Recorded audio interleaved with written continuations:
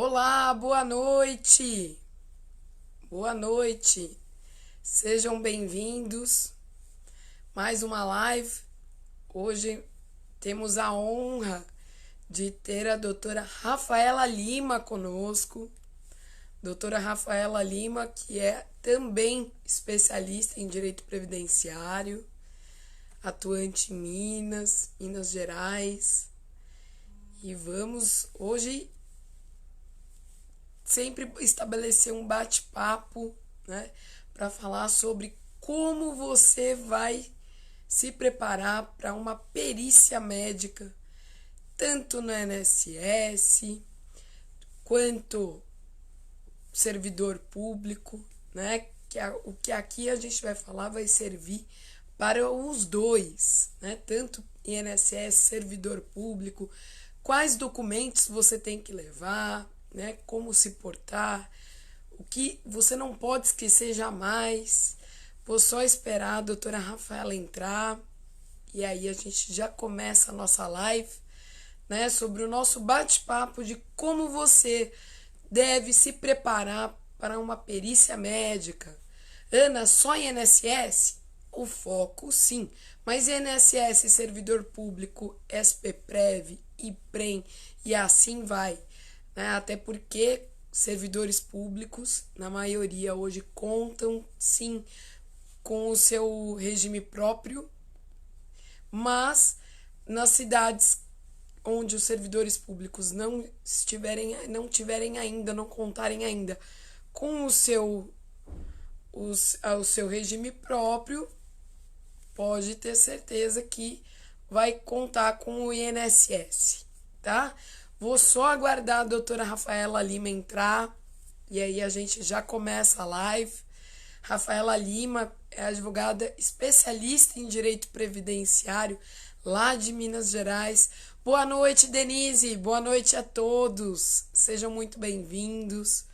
Vou só aguardar a doutora Rafaela Lima entrar e a gente já começa, tá bom?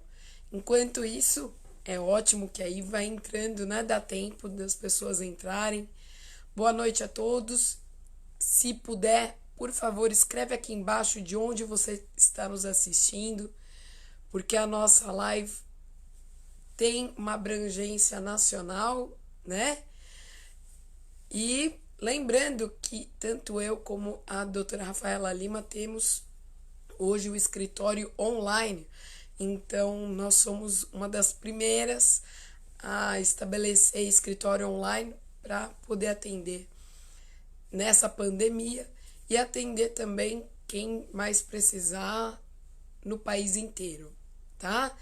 Eu não sei se o Face está mostrando aqui em cima o site, né? Tanto as minhas redes sociais como o da doutora Rafaela Lima, mas se não tiver terminando a live, eu edito e coloco, tá bom? Vou só aguardar um pouquinho. Ilha Solteira, seja bem-vinda, Denise. Seja bem-vinda. Opa, doutora Rafaela chegou. Já tô puxando para a live. Bem-vinda, doutora Rafaela. Já estou puxando para a live e aí a gente já começa o bate-papo de como você tem que se preparar para perícia médica, seja no INSS, seja no SPPrev, qualquer outro regime próprio, né? Regime previdenciário, seja você funcionário público estadual, federal, municipal. Seja bem-vindo, Adriano. Boa noite, Marcos Caetano. Tudo bem? Adriano de São Paulo, capital. Bem-vindo. Doutora Rafaela, estamos só aguardando a doutora entrar. Eu já dei o ok aqui, mas sempre tem umas oscilações de internet. Pedir a compreensão de quem está nos assistindo, nos acompanhando. Mas calma, gente, calma que já já vai dar certinho. Certinho. Vamos ver aqui agora como é que vai. Opa, internet dando um baile na gente. Vamos ver se agora vai. Vamos ver se agora vai. Perícia médica, né? Gente, essa dúvida. Olá, Olá! Tudo bem? tudo? Tá me ouvindo? Eu estou ouvindo perfeitamente. Você está me ouvindo? Tô te ouvindo. Tá ótimo. Bem-vinda. Gostaria de agradecer muito por ter aceito o nosso convite. É sempre bom a gente trazer pessoas experientes para que a gente consiga abrilhantar a nossa live e tirar dúvidas, né? Tirar dúvidas. Doutora Rafaela Lima, de Minas, muito obrigada. E, doutora, vamos iniciar então nosso bate-papo. Me fala quais são o que a senhora tem visto por aí de desafio das pessoas quando elas passam pela perícia médica. Bom, primeiramente, boa noite a todos. Obrigada aí pelo convite, viu? É uma satisfação estar aqui conversando com você essa noite, batendo esse papo sobre o assunto tão importante que é a perícia médica, né? E já para começar, para responder a sua pergunta, o que eu vejo de mais dúvidas é realmente como se comportar nessa perícia. Né? Essa semana, coincidentemente, está sendo uma semana de perícias dos clientes aqui do escritório, perícias judiciais que estavam suspensas desde março do ano passado, agora começaram a ser remarcadas. E aí, quando eu vou orientá-los, né, a primeira coisa que eles me perguntam, como que eu vou me comportar nessa perícia, doutora Rafa? Como que eu vou vestido? Já me falaram que se eu for muito bem vestida, o perito vai me reprovar. Como é que eu me comporto? O que, que eu falo? O maior medo deles é o que, que eu vou falar se eu falar besteira na hora da perícia. Sim. E o que as pessoas também, às vezes, elas esquecem é que precisa levar exame médico, laudo médico, né? Atual, gente, porque as pessoas levam, às vezes, do ano passado, né? E o que acontece também? Levar RG, CPF, carteira de trabalho, gente, né, doutora? Porque como é que você vai comprovar o seu vínculo? Carteira de trabalho. Se você for autônomo, leve os seus recolhimentos. Isso é muito importante. Agora, doutora, acontece também das pessoas aí passarem em perícia no INSS, levando exame do ano passado, né? E agindo agora, ou simplesmente levar um laudo médico muito mal feito. Acontece isso também aí? Acontece. Acontece muito. Eu sempre oriento, né? Tanto no administrativo quanto no judicial. Tá me ouvindo? Sim, perfeitamente. Então vamos lá. Tanto no administrativo quanto no judicial, eu sempre oriento a terem os exames médicos recentes, né? Quando eu fazia o atendimento presencial, né, antes da pandemia, quando essa perícia era marcada, né, eu chamava o cliente no escritório e eu mesma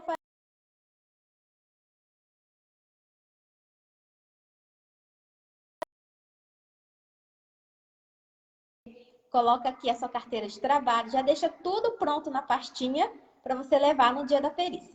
Só que agora, com os atendimentos virtuais, a gente não consegue mais ter esse contato manual com os exames dos clientes, né? Então, o que eu sempre oriento?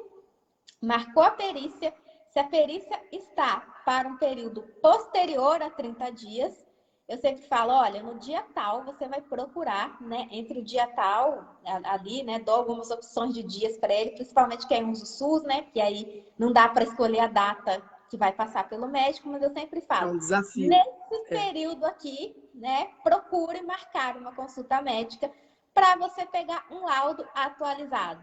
E o laudo, gente, não tem que ser aquele laudo, recomendo o afastamento por X dias, fulano de tal, portador da doença tal, recomendo afastamento por X dias. Não, se for preciso, eu ainda faço uma cartinha para o médico falando como que eu quero aquele laudo. Eu quero um relatório médico especificando todos os problemas de saúde que aquela pessoa tem.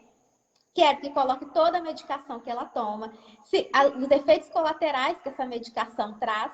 Então, assim, é um Sim. relatório bem completo, porque não adianta pegar aquele laudo de 2 linhas e levar também na perícia, porque não resolve muita coisa.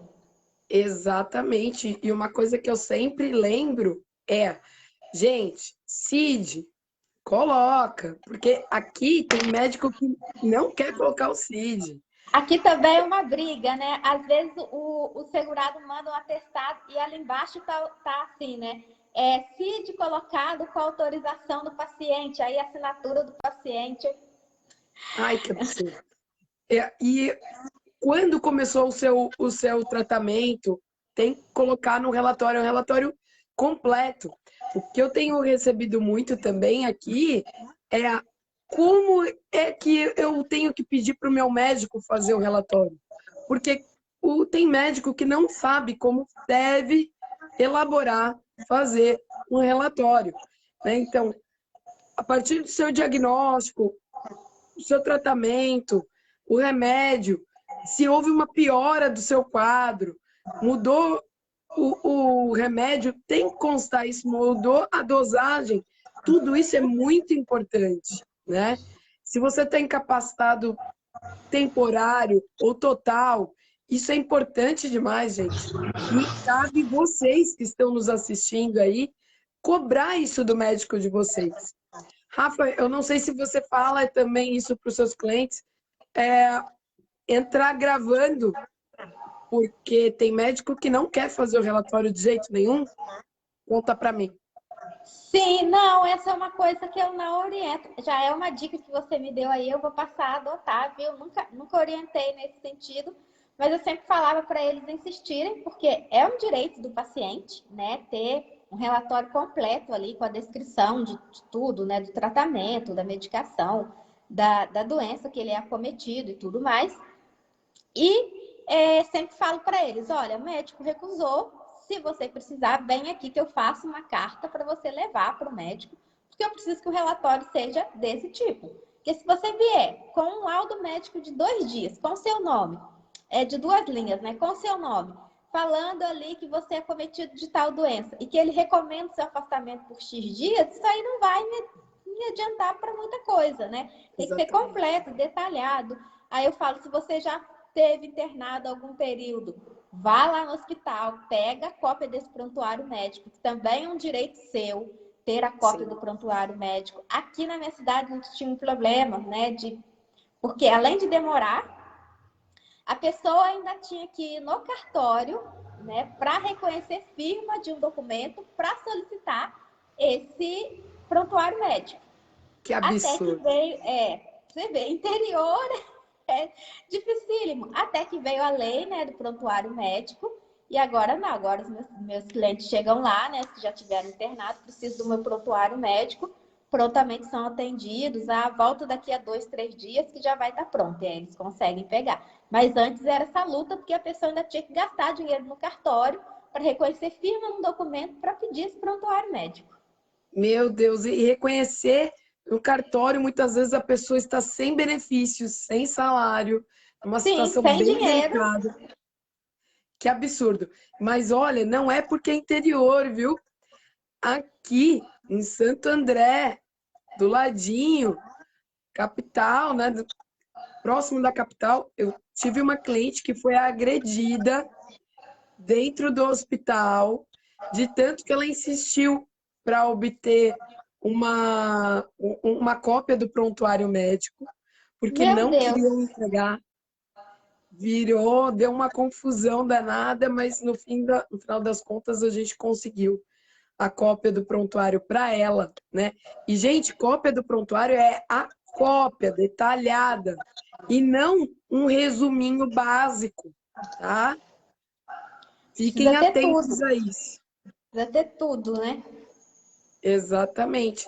E o Alexandre Meirelles do Rio, seja bem-vindo, Alexandre, sejam bem-vindos a todos, que a gente está aqui, a gente se empolga. E, gente, por favor, tirem suas dúvidas, aproveitem, né? E o Alexandre Meirelles dizendo que a importância, né, de um advogado especialista em direito previdenciário, né? Para poder fazer e orientar da forma correta. E eu sempre falo isso, gente, não é porque a gente está querendo nichar, mas advogado especialista realmente é quem vai garantir informações, vai verificar documentos, vai analisar se o documento médico está correto, se está bom, se que pode melhorar para aumentar as chances de vocês. Não é, doutora? Sim, faz muita diferença, né? Porque quando você procura um especialista, ele está acostumado a fazer aquilo. Ele se dedica, né? Ele estuda, então ele está sempre estudando a matéria. Ele já teve outros casos parecidos com o seu que ele trabalhou. Então ele vai conseguir te orientar aí da melhor forma, diferente do que você procurar uma pessoa que faz todas as áreas, mas não está habituada com os pormenores, né? Porque no previdenciário o que não falta é pormenor, é nuance ali para a gente poder detalhar. Então, assim, o especialista, ele já está acostumado, ele já tem aquela vivência, ele já sabe como proceder, né? Aí vem um hospital e tem essa negativa. Você sabe o que você pode fazer para conseguir o documento. Então, às vezes, ao invés de mandar o cliente lá novamente, você vai lá, né, com os argumentos que você tem, com a legislação que você conhece, para pedir esse documento em nome do cliente. Então, assim, o advogado especialista em previdenciário, ele vai saber te orientar, tanto em questões aí de benefício por incapacidade, quanto questões de aposentadorias, enfim, todos os benefícios da INSS. Exatamente. E se você passou em perícia no INSS e foi indeferido, gente, reúna todas essas documentações, né? RG, CPF, carteira de trabalho. Olha, eu trabalho por conta, leva também os seus recolhimentos, né? Você que trabalha registrado, não esqueça da cartinha do seu empregador quando você for passar lá no INSS. E é o que eu falei no início um pouquinho da live, não estamos falando também só de INSS, mas cabe essas dicas para servidor público, né? Que Sim, todo mundo que vai passar por um benefício, né? exatamente porque tem muito servidor tendo a sua licença médica indeferida e não tem possibilidade de voltar a trabalhar e muitas vezes fica sem o seu ordenado mensal, né? Isso Sim, deve estar vendo muito por aí também, né?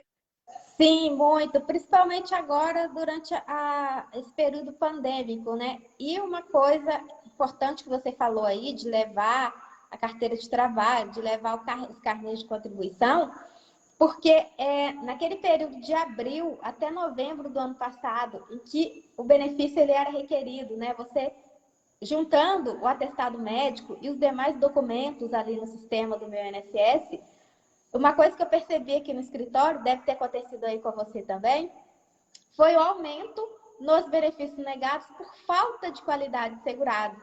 Porque às vezes a gente estava discutindo ali um segurado que tinha sofrido um acidente de trabalho ou acidente de qualquer natureza, e aí ele não precisaria ter as 12 contribuições do INSS pagas né, corretamente ali durante os 12 meses para conseguir o benefício. Então, se ele teve 2, 3 meses pagos, sofreu um acidente de trabalho ou sofreu um acidente de qualquer natureza, foi lá requerer um benefício, ele teve esse benefício negado alegando falta de qualidade de segurado. Então, assim, teve muita coisa que não dava para discutir, né? Porque eram analisados ali de forma muito superficial, né? Mandou o Sim. atestado. O atestado está em conformidade. Tem o benefício? Não está, não tem o benefício. Então, eu não sei se aconteceu por aí, mas aqui a gente teve um aumento nas negativas por falta de qualidade de segurado, por conta desse problema aí naquele período, né, do adiantamento, né, do valor do auxílio-doença. Exatamente, aqui teve bastante também. E o que eu escutava das pessoas, né, quando eu ia perguntar, mas por que que você não colocou sua carteira aqui, né? Olha, não tinha nada marcando para colocar a carteira, então eu não sabia. Então, infelizmente, a falta de orientação correta Pois é. leva esse segurado a erro, né? Infelizmente mesmo. Então, ali no lugarzinho em cima, e ainda tem gente passando em perícia virtual, né? Sem precisar ir presencialmente.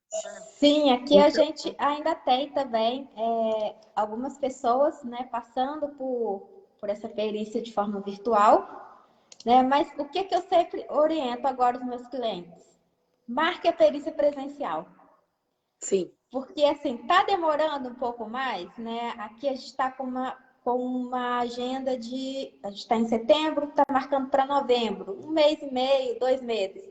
Mas eu sempre falo para o meu cliente: se você pode esperar mais esse pouquinho, é melhor melhor. você fazer a perícia presencial do que mandar o atestado e eu estou percebendo que esse atestado está demorando 3, 4 meses para ser avaliado.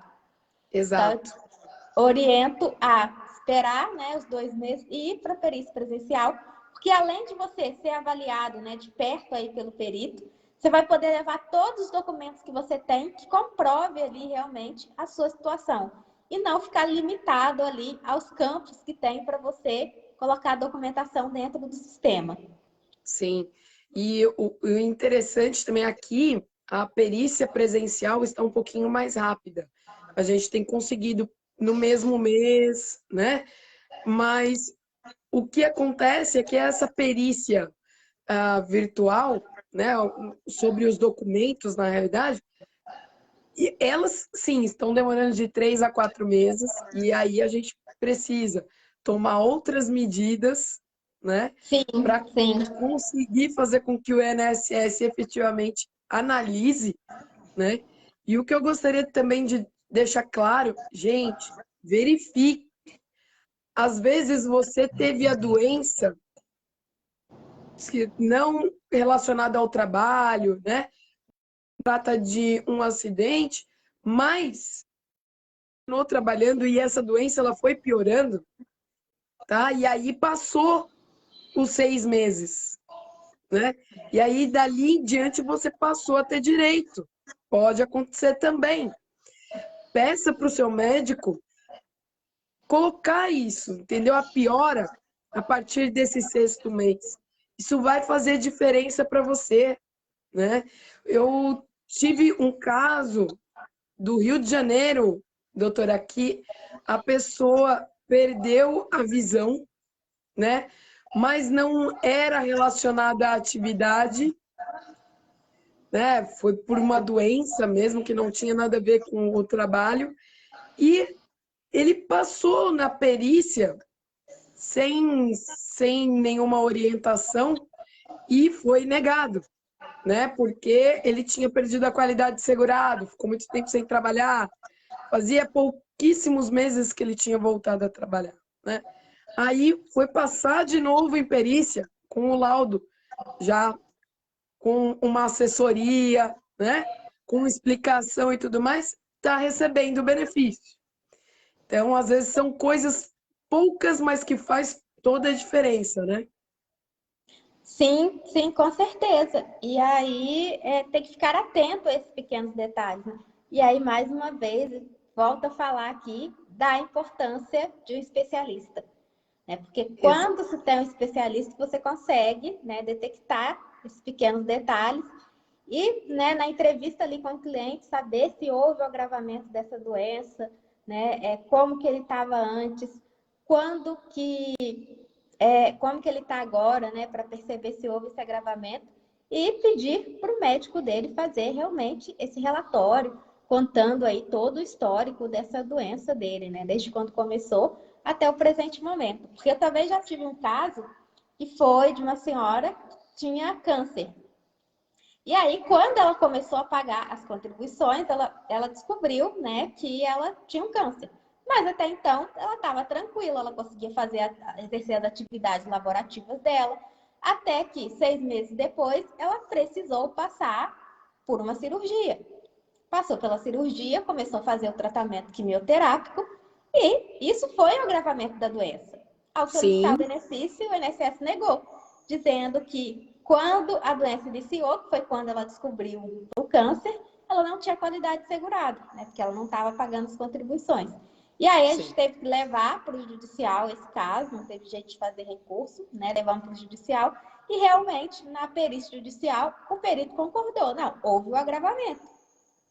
Quando ela descobriu, ela estava bem, e aí ela provou que ela estava exercendo a atividade laborativa dela normalmente, e só 6 meses depois, que foi quando ela fez a cirurgia e começou o tratamento quimioterápico, que aí realmente ela teve que abandonar a atividade laborativa dela e não tinha mais como fazer, né? E aí o perito realmente entendeu que houve o agravamento e o benefício foi devido.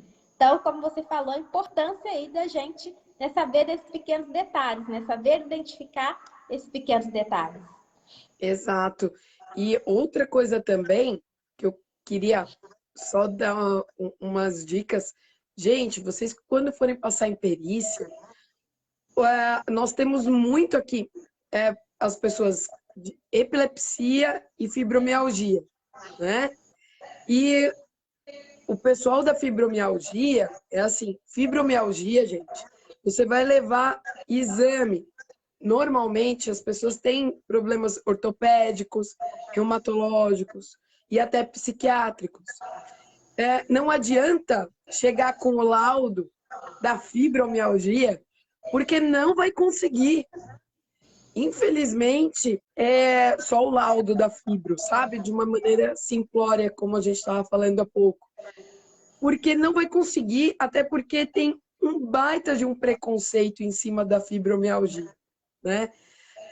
Então, o que que acontece? Você que tem fibromialgia, tem problema ortopédico, você vai fazer o seu exame ortopédico, vai pedir o laudo para o ortopedista detalhado da forma que a gente vem falando, ou reumato, ou psiquiatra, o psiquiatra ainda então, as suas receitas, né? Importante demais o médico falar a mudança do remédio, se houve uma piora na doença, um agravo, e aí sim a fibro como uma piora, tá? Infelizmente, eu vejo isso das pessoas só levarem um laudo da fibro e não irem para uma perícia munidas, né, de documentos corretos. Outra coisa, na hora lá do médico, ele vai pedir para você, né, levanta o braço e tal, não sei o quê. Você tá com dor? Tem limitação? Então você mostra essa limitação para o perito, não é, doutora? Falei isso para uma cliente ontem que ia passar por perícia hoje. O perito jogou um papel no chão, uma caneta, não querer dar um de prestativo, ir lá e pegar a caneta, pegar o papel para o perito ficar grato e achar que você é a pessoa mais prestativa do mundo. Não, caiu no chão, deixa lá. Exato. Deixa ele pegar, Exato. né? Porque aquilo ali, ele tá te avaliando sem você saber. É um teste para ver até quando, né? Até quanto você consegue fazer seus movimentos. Então, eu sei que instintivamente a gente, né? Caiu uma coisa no chão, instintivamente a gente já vai logo para ajudar a pessoa, pegar para a pessoa, mas assim, nessas horas é ficar alerta mesmo, né? Condicionar o seu cérebro a não vou fazer o movimento, porque isso Exato. ele está me avaliando ali. E se eu faço esse movimento mesmo com dor, né, para ser prestativo e tudo mais, ele já vai achar que eu não estou Que tá tão tudo incapacitada ótimo. assim. Sim. Exatamente. Olha, meu braço levanta até aqui, ele não passa daqui. Não força. Não força. Essa é a hora de você efetivamente mostrar a sua realidade.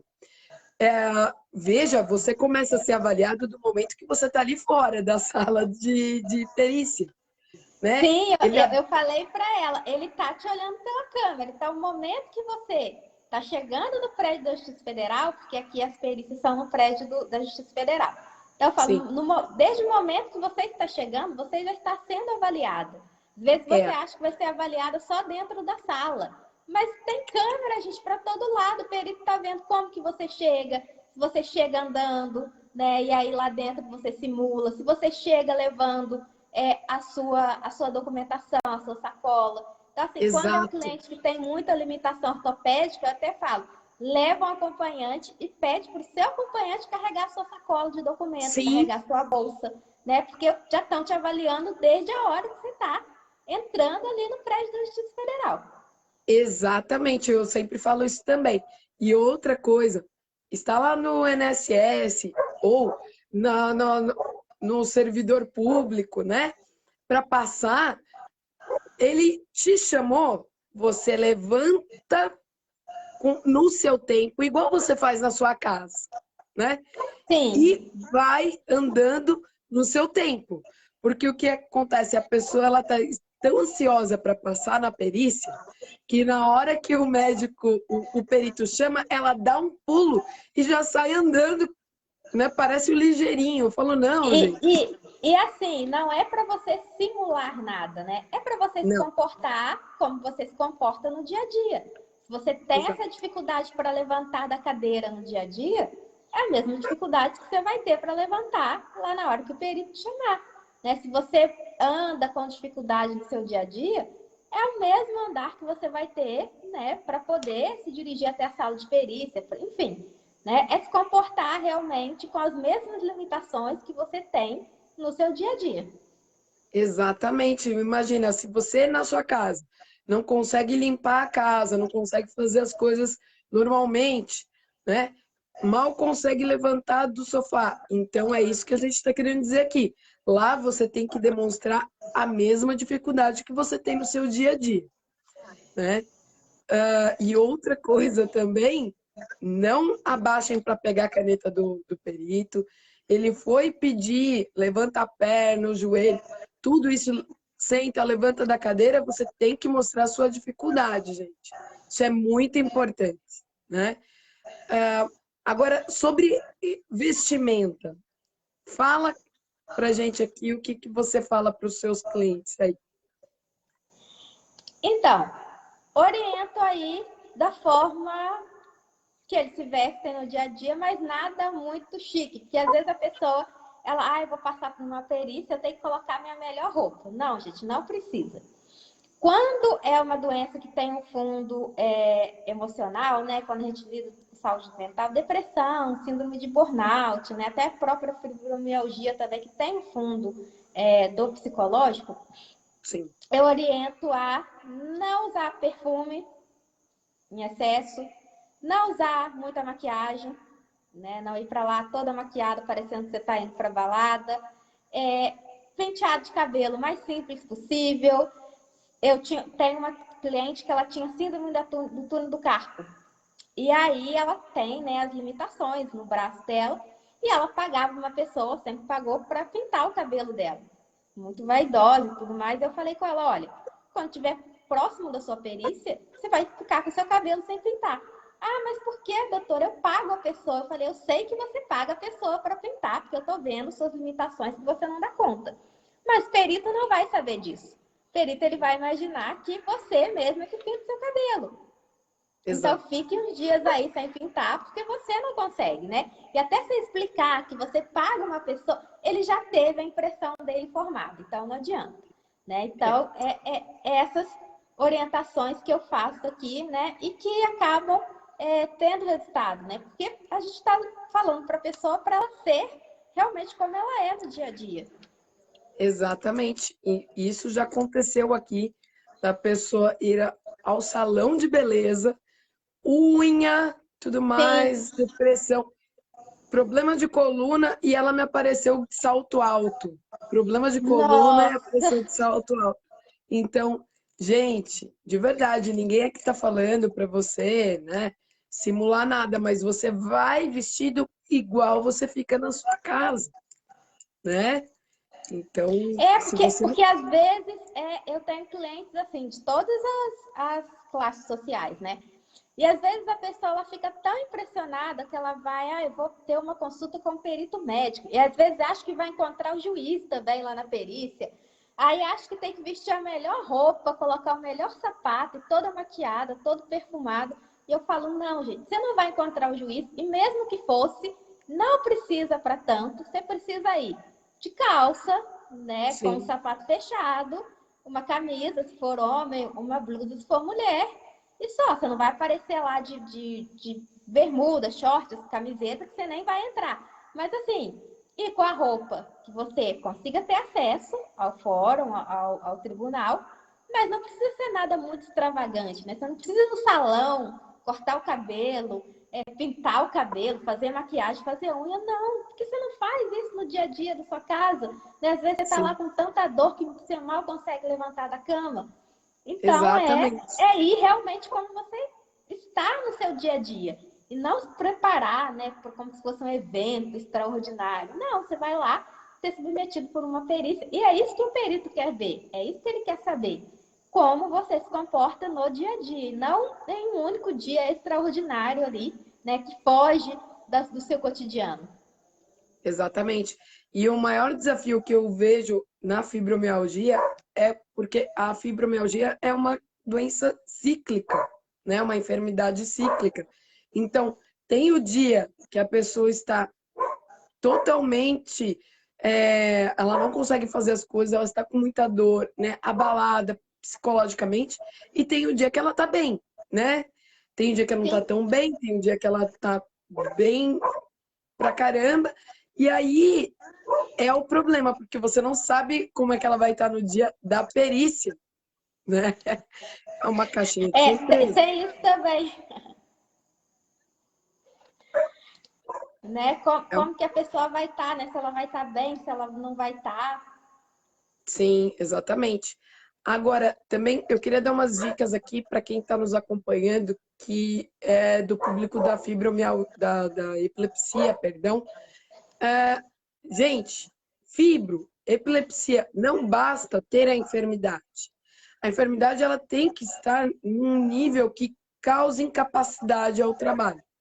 Até porque o benefício chama benefício de incapacidade temporária, que é o antigo auxílio-doença, e o permanente, que é a antiga aposentadoria por invalidez. Né? Tem casos que é melhor a gente brigar por um auxílio-doença do que uma aposentadoria por invalidez Principalmente após a reforma, né? após a reforma. Porque as pessoas acham que aposentou, acabou, nunca mais vai passar em perícia, e não é assim que acontece, né? E o valor, quando não se trata de um acidente de trabalho, após a reforma, o valor diminuiu, gente. Não é mais 100%. Antes era. Agora, 100% só se for um acidente, né? Uma doença ou um agravo do que você tem em decorrência da sua atividade, né?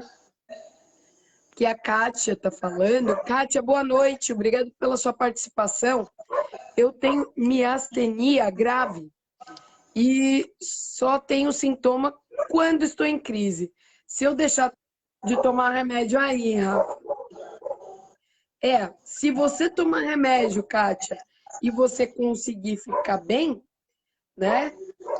Não é, Rafa? Aí não tem a incapacidade.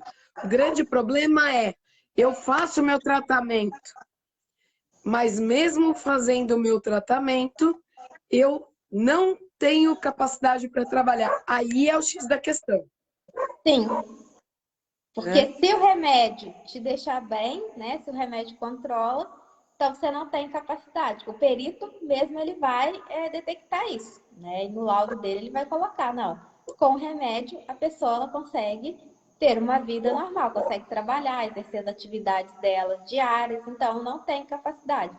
Não, mesmo com o remédio não consegue. O remédio deixa sequela, não é sequela, ai, fugiu a palavra agora, né? Efeito colateral, né? Efeito colateral, isso o remédio dá efeito colateral, os efeitos colaterais são esse. Então, tem a questão da incapacidade. Eu tive um caso aqui no escritório de um cliente meu que era motorista e ele desenvolveu um quadro de depressão e os efeitos colaterais do remédio que ele tomava, na própria bula vinha dizendo que ele não poderia dirigir, operar máquinas pesadas, né? Que tudo aquilo era Sim. perigoso. Então, só por conta dele estar tomando aquela medicação que já era recomendado ele não exercer a atividade dele, que ele era motorista de caminhão, né? E a própria bula dos remédios falava que ele não podia dirigir. já deixava ele incapaz para exercer a atividade atual dele. Sim. E o que acontece muito também, isso também é uma realidade para quem possui a epilepsia. Por quê? Quem possui epilepsia não pode, né, ter também esses mesmos trabalhos. Trabalho em altura, né, motorista e tudo mais. E o que acontece também? Tem remédio que as pessoas utilizam que o efeito colateral deixa sem condição alguma. E se não tomar o remédio, aí tem a crise, né? Então, isso é muito importante que o médico também inclua no relatório médico que a pessoa tem muita sonolência, tarará, terem visto o remédio, mas se ficar sem remédio, entra em crise. Isso é importante demais, gente. Né? Isso é Extremamente necessário, né? Colocar essas observações. Por isso que a gente está falando aqui que o laudo médico ele tem que ser bem feito, né? Não adianta você ir com aquele laudo de 2 linhas que não vai adiantar muita coisa. Quanto mais informações seu médico puder incluir no seu laudo, melhor será. exatamente. E cópia do prontuário médico, gente, até para quem conta com a epilepsia, vai mostrar quantas vezes você teve internado, entendeu? As crises e tudo mais. E a epilepsia não são só crises, né? Convulsivas, tem crise de ausência, tem muitos tipos, né?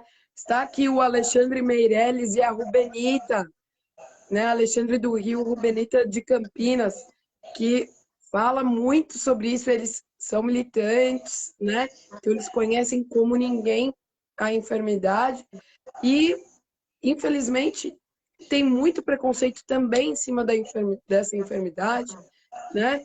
E, gente, passou mal, vai para o hospital ou para um posto de saúde, não fiquem em casa. Por quê? Porque você não vai ter registro, né?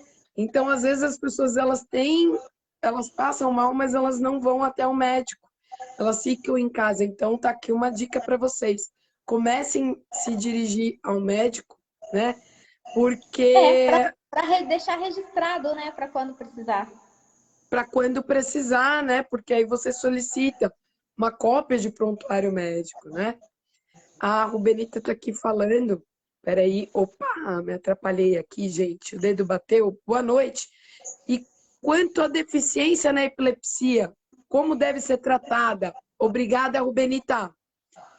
Precisa verificar como está a enfermidade, né? Porque uma coisa é incapacidade, outra coisa é deficiência, né? Então, a partir de que momento que ela sai da incapacidade para a deficiência, né? Ela depende de outras pessoas para fazer as coisas? Como é que é? Né? Às vezes tem pessoas que têm a epilepsia que ela está num quadro tão grave, difícil controle, que às vezes ela não sai nem da cama, né?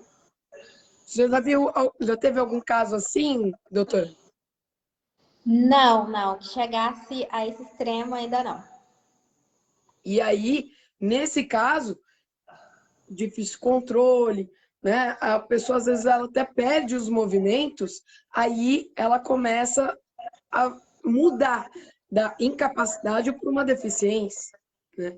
Aí é um caso até de um BPC, se a pessoa for uma pessoa que tem baixa renda, né? Lembrando que muitos remédios não são entregues no SUS e você precisa documentar isso se você for um BPC, porque se você tem que comprar esse remédio e você tem documentado que lá no posto de saúde aquele remédio específico não tem, e que nem sempre um genérico vai ter o mesmo efeito do que o original, o seu médico também precisa prescrever isso.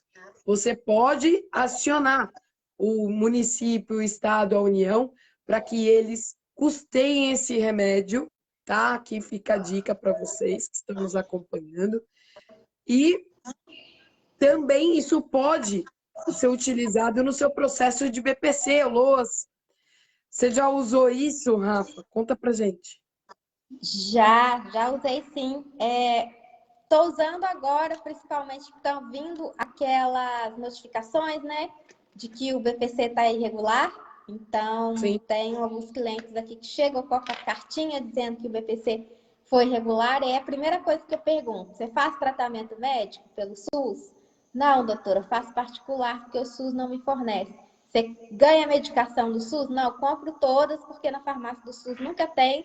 Já pediu lá e me negaram. Aí a primeira coisa que eu oriento é: então você vai até a Secretaria de Saúde ou vai até esse posto de saúde, faz a solicitação por escrito e peça para eles te darem a negativa, para eles ou te darem uma declaração informando que eles não fornecem aquela documentação para você. E aí você vai juntar as notas, né, de todos os medicamentos que você já comprou. Ai, doutora, muita coisa eu joguei fora. Então, corre lá na farmácia, pede para o seu farmacêutico a segunda via dessas notas fiscais, que tem como ele puxar para você, e traz tudo aqui para a gente abater esses valores, né? Porque aí a gente consegue abater, né, esses gastos que tem com medicação, com fralda, alimentação especial, tratamento médico, né? Comprovando que o SUS não fornece, consegue abater isso do cálculo da renda per capita para que a pessoa ela continue a ter direito ali a receber o benefício. Exatamente. E o mais importante é que, infelizmente, tem farmacêutico negando essa segunda via de notas. Eu não sei se isso tem acontecido aí, mas aqui tem acontecido, né? Então, é a importância de você estar sendo acompanhado por um advogado, né? A Kátia escreveu aqui que ela não pode pegar peso mesmo com medicação, sofre de fadiga e perde forças. Isso é importante, Kátia, que o seu médico documente, tudo isso venha documentado, assim como a gente vem falando aqui desde o início da live, viu? Porque senão lá na perícia, né, Não, como é que vai ficar? não vai servir para muita coisa, né? Você precisa de documentos, né? O INSS trabalha com documentos, então você precisa ter documentos aí para você poder comprovar. Exatamente. Agora eu tô vendo aqui que a Rubenita tá falando. Tá vendo, Alexandre? Nem toda pessoa que tem epilepsia tem deficiência. Dessa forma, uma coisa é incapacidade ao trabalho, outra coisa é deficiência, né? Sim, eu E já tive aí, clientes que se encaixavam na incapacidade para o trabalho, mas ele não tinha esse quadro tão desenvolvido que a gente pudesse considerar como uma deficiência. exatamente. E outra coisa, não é também porque a pessoa tem deficiência que ela não pode trabalhar. Então a gente precisa olhar com carinho e com cuidado cada caso a caso. Não é uma fórmula, né? A gente precisa olhar direitinho, porque às vezes a pessoa tem deficiência, mas ela consegue trabalhar super bem. Então a gente precisa ter sempre em mente de calma, não é porque o vizinho tem deficiência, não está trabalhando, que o outro, então a gente precisa verificar isso direitinho, né? Sim, é isso aí. Dire... Exatamente. Assim como também o fato de ter uma doença não quer dizer que você vai ter direito a um benefício porque você tem uma doença, né? A gente precisa comprovar a incapacidade. Então tem que separar doença de incapacidade e de deficiência. Exatamente, exatamente. Rafa, eu gostaria de agradecer muito a sua participação. Passou muito rápido Nossa, eu isso. nem senti. Agora que eu olhei o relógio aqui, já vi que já é 10 para as 9. Foi uma delícia. Exatamente, eu também achei. Agradeço muito. Nós precisamos fazer outras lives, né? E, gente, sigam a doutora Rafaela Lima, que vocês sempre estarão com acesso a informações atualizadas, informações de primeira.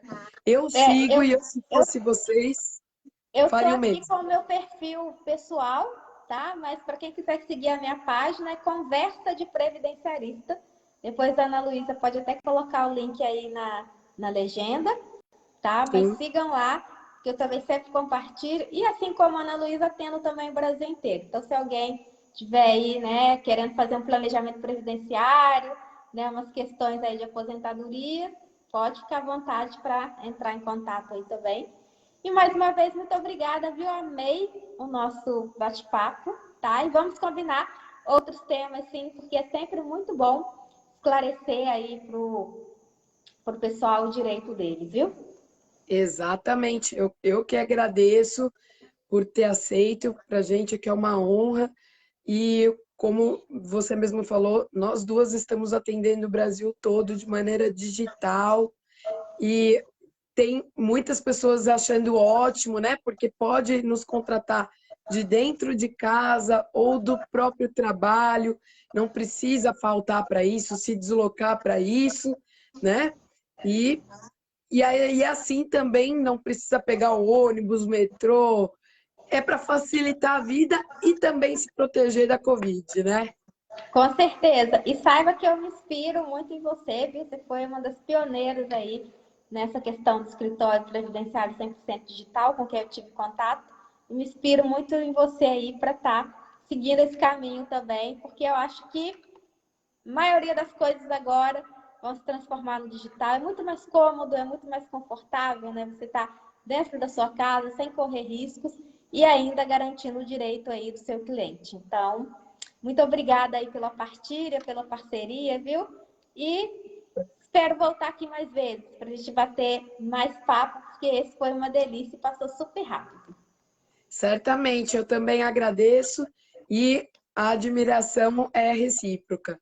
Gente, eu queria agradecer muito a todos vocês que ficaram até agora nos acompanhando, participando e fiquem de olho que em breve eu e a doutora Rafaela voltaremos a fazer outras lives para tirar mais dúvidas. Agradeço muito, Rafa. Obrigada. Beijo, obrigada a você, viu? Boa noite, pessoal. Boa noite, até mais. Tchau. Tchau.